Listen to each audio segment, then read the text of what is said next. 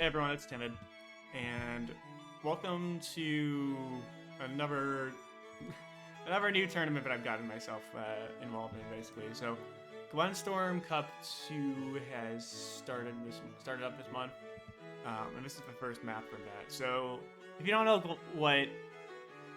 you haven't paid attention to my other tournament videos, I think I've gotten at least one video from each of the different tournament types except for Glenstorm. Glenstorm is basically just the high funds tournament. So, for the first one, I didn't get past round 1, and I didn't really think that first round was worth. I don't think it was good enough. I played so poorly, but I didn't think it was even worth putting on the channel. Yeah, today we're gonna be looking at. I mean, frankly, I don't even know why this is a tournament map, because it feels pretty heavily tilted to me, but it might just be based off of CO choice here. And I'll get into that in a bit. But as you can see here, so this is Falcon Field. It's high funds, mixed base. It's a B rank map, according to that. This was just published, well, not even really published, but actually, I'll look at the, I guess I'll take a look at the cover.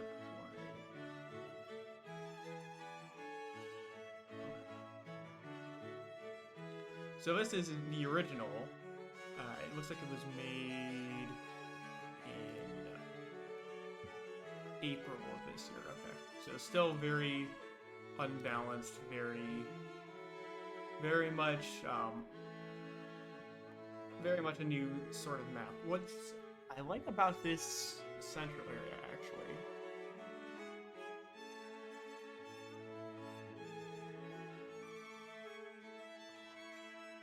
okay, no, I don't like it anymore. I was gonna say, so, yeah, the labs are isolated on the center island, which is only accessible via G-Cup. Oh, I think I get it. So, you've got the missile isles here, right? They're here basically to ward off any transport copters that are supposed to fly in. But what you can do with your cruiser is you can have your transports land onto the cruiser to keep them safe from the missiles, and then you can land them wherever you want, basically. Even if you could even land them in range of your rockets if you wanted to. Okay, interesting. Very interesting. So this is a very gimmicky map, obviously, which is why when I don't know if it really translates that well. So instead of having the rockets and everything and all the complicated stuff here, which I think might have even made for a more interesting game plan, they just replaced those in the units in the center with a couple black boats. Now, what that does is it makes this map very, very, very focused on the early game and what happens in there with infantry.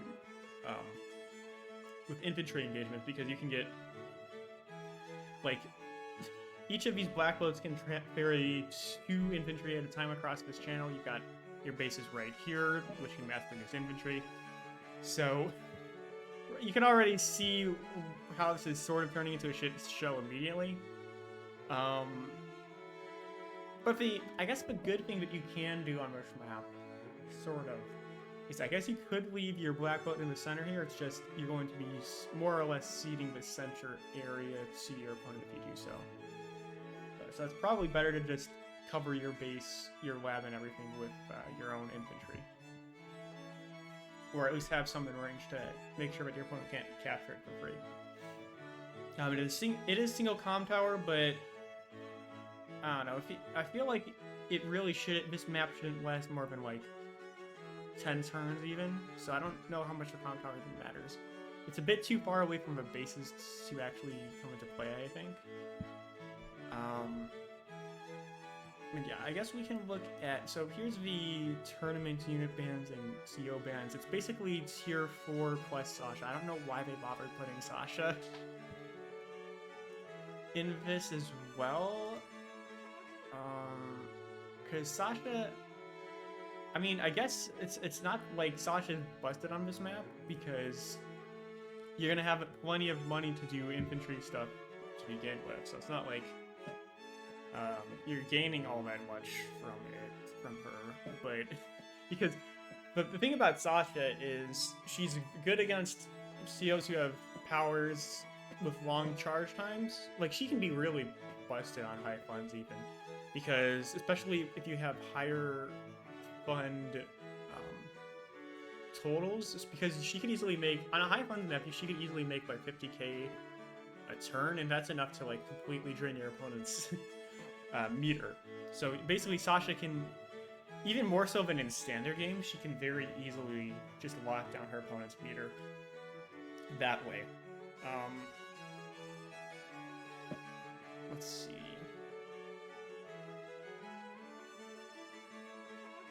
I think I already covered most of what... Well, okay, so let's go into the COs that are allowed on this map. I thought I just had that up. Oh, okay, yeah. I had the chart open in the other tab. I don't know why I opened it. Whatever. But as you can see here, Cole, Lash, Jake, Jess, Grim, Sasha, and Sonya are allowed. You will notice a couple absences from Tier 4. Both Adder and Sammy are banned. And on a infantry heavy one like this, I can see why Sammy is banned. I'm not sure why they bothered banning Adder though. Because I get his power can charge up really quickly. I just don't think it matters all too much in the center area here. So I don't think he's like busted on this map. I feel like the two most important, the two good COs on this map are Lash for one, and then Sonya is a decent amount behind her, but she's still pretty good. And the reason for that is they have very, very good day-to-day firepower, which means they can they soup up their infantry in this tiny little area in the center here, and that makes it a lot easier for them to just have their way with whatever units their opponents decide to send to the center. If they're playing against someone who is not Lash or Sonya. And when I say firepower, I mean defensive firepower for Sonya. So it means that she can basically sit on the mountain or the city or the forest even, and then do a good amount to take control of the island. Because what's annoying about this map is the harbors are all in the center island here. So what you have to do if you want to get any vehicles to the center is you need to ferry an infantry over to here, you need to capture the harbor, then you need to build a lander and then send it back to the mainland in order to have it start dealing with vehicles, and then you're only going to be sending it to a basically one base thing here anyways, so you're not going to be able to build two vehicles at once and then ferry them over on the next turn. You're going to have to plan it out a little bit more in advance, which I guess is interesting. I don't know. I don't really like this map design all that much. High funds makes it a little bit weird. But yeah. So I feel like you definitely want to be playing either Lash or Sonya on this map. Probably Lash, but Sonya can be decent as well. Because of that defensive firepower bonus. Against Lash, it's maybe a little bit more moot, but whatever, right?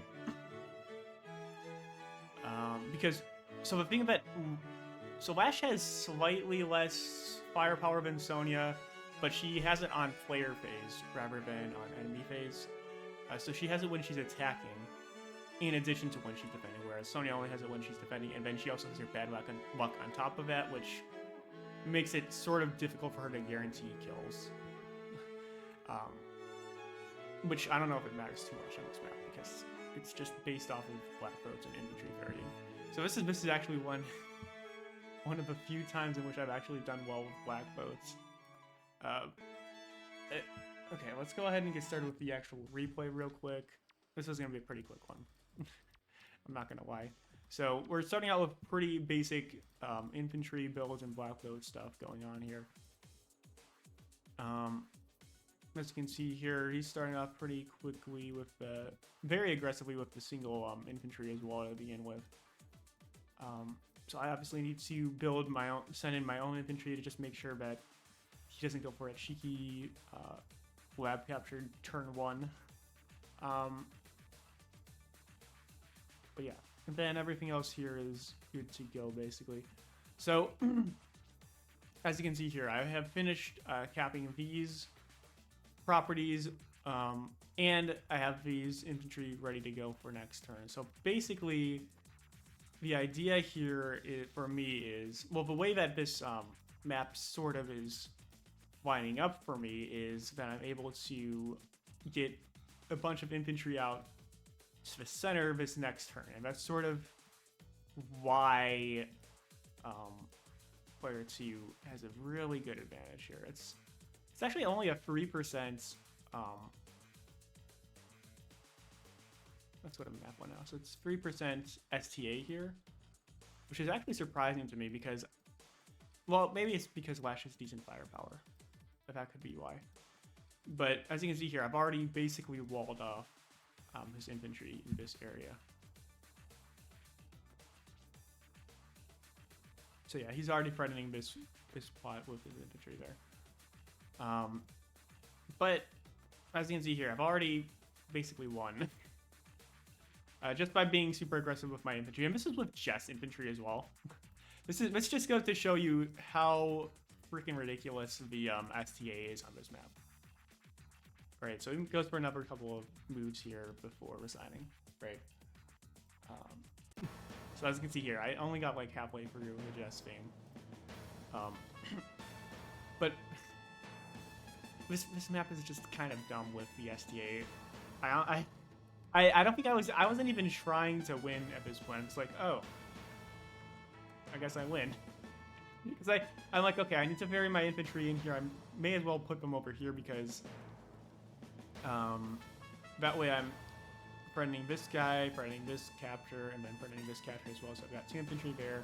He's only got the 2 here, so next turn it'll be pretty good. He goes like full aggressive with it. He went full aggressive with it. And it still didn't matter. Because I have a black boat here to repair this guy. I have plenty of infantry here to actually start making engagements here. Just to take shots, basically. I have that guy there to supply, and yeah. As you can see here, it's almost unfair. Well, I guess it's probably unfair. It might be, so the issue that I think my opponent ran into was he got a little bit greedy with the capture game with his black boat here. He moved his infantry in pretty aggressively, which on a normal map that'd be good. He's spreading out his infantry. I feel like this is almost a really good call.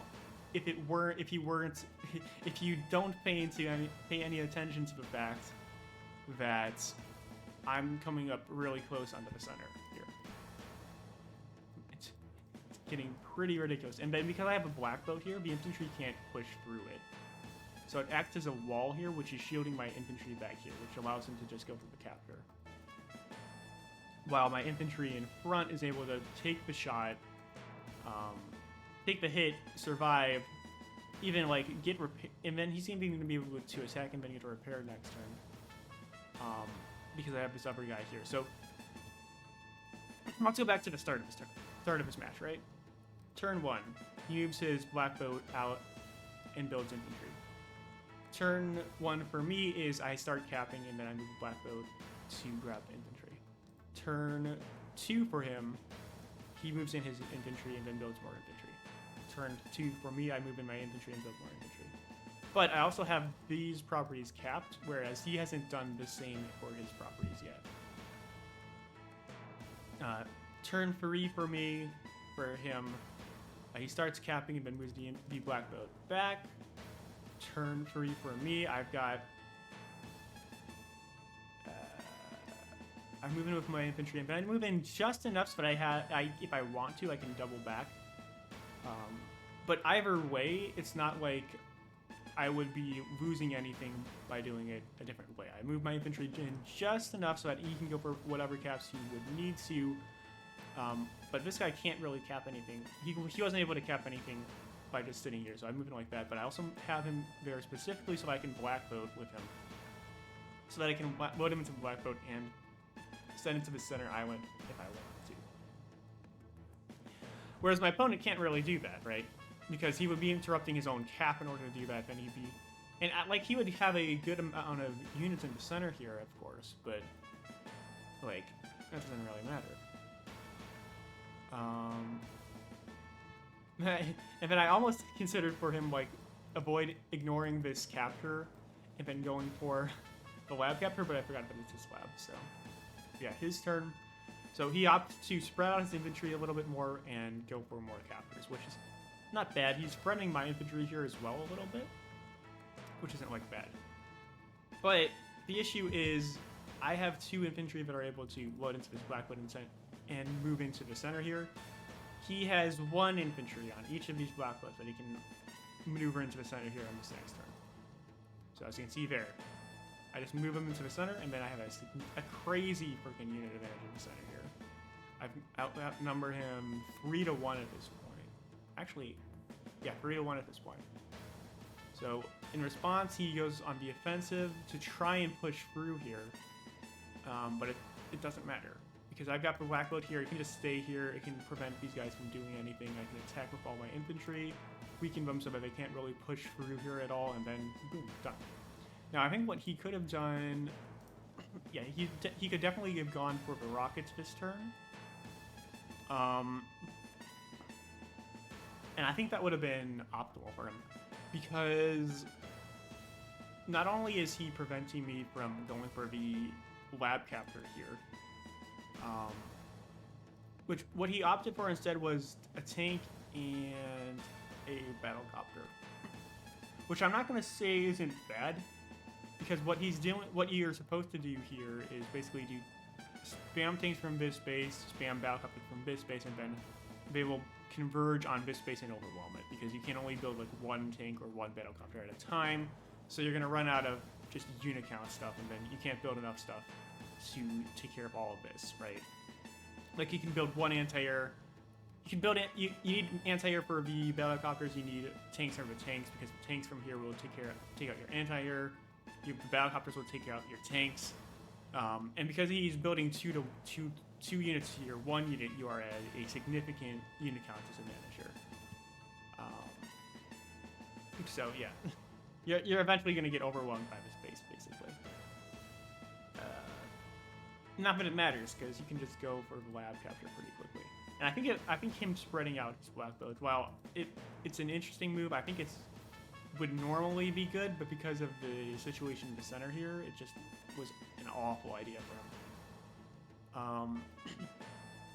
Like even just waiting here for an extra turn would have been better. Because then he would have been able to send in, at least even up the unit count differential in the center here. Like here it's, he made it only 2. I basically have 1.5. It's 4 to 6. So I have a 3 to 2. So I have an extra half a unit for each of his units basically, which is still enough to, even with the Jess's crappy infantry firepower, it's still plenty to push through here and win pretty easily. So yeah, that's the important part here.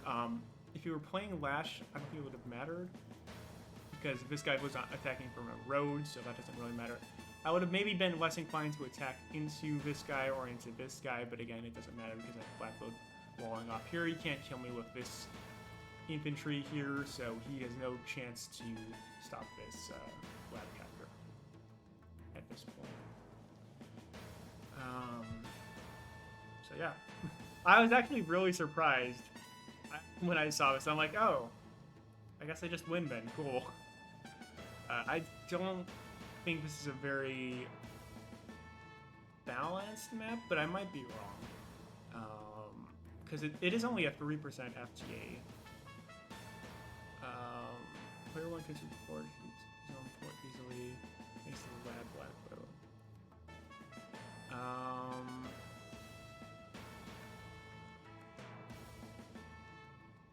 Two extra infantry won't help players shoot that by twin. Interesting.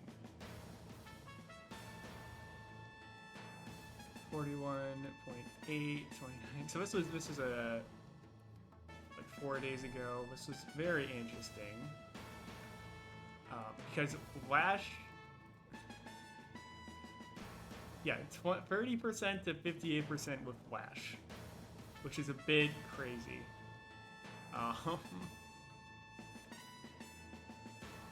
So yeah, there's the first turn advantage, but it's only with Lash or Kindle because they get firepower boost, and Kindle is banned for this, so it's only Lash for this. Let's see.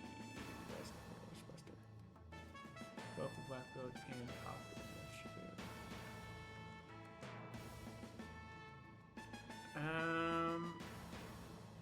Copter initiative.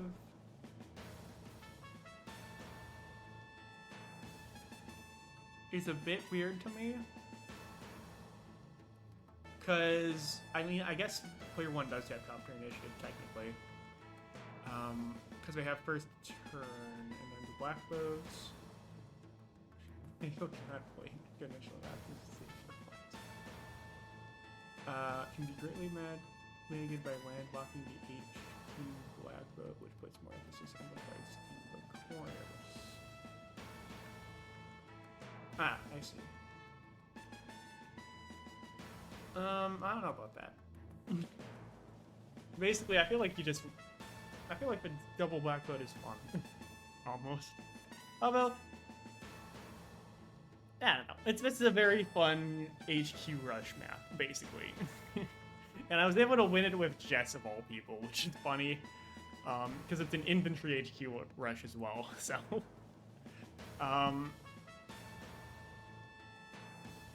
But yeah, I think this is a very, very interesting map. I still feel like it's kind of unbalanced, but I don't know.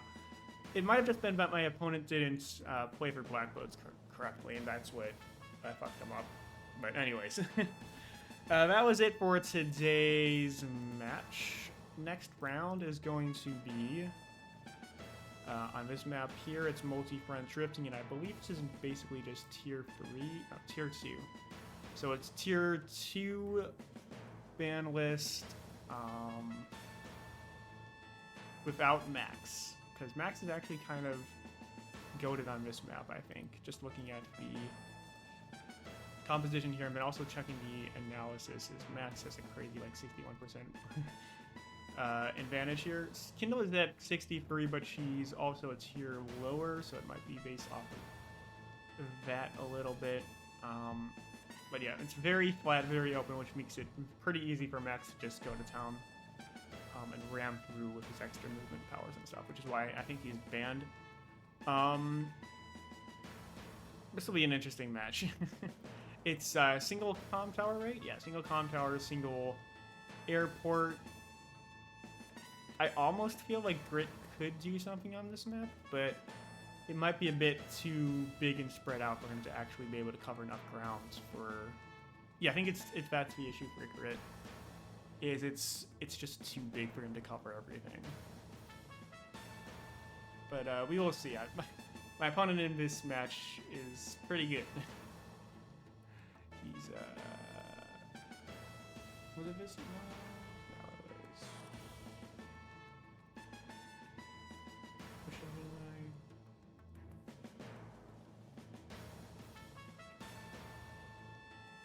C. Okay. Yeah. So we go. My opponent is he's kind of goated, which is why he's 19 C while I'm 110. But anyways, that should be it for today's video. If you enjoyed, please go ahead and like and subscribe and everything. And yeah, that's basically it. Holidays are around the corner, so Merry Christmas to everyone. I think I'm gonna have. Well, I'm finishing up with my Faurecia 776 playthrough, well, draft run.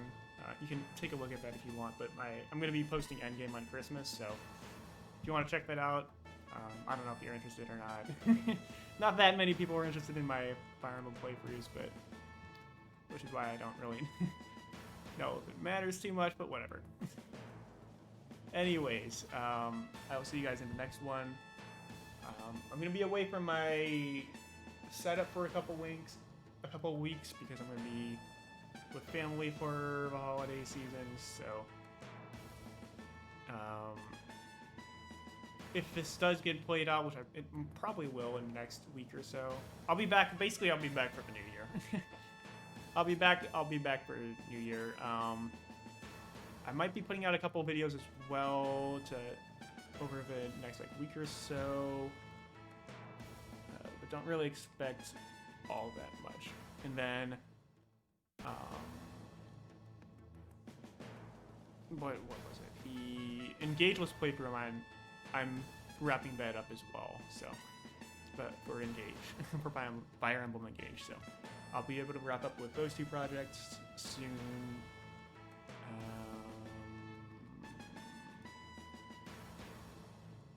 Road to 1.2K is on its way. We'll see. Anyways, I will see you guys in the next one. Bye.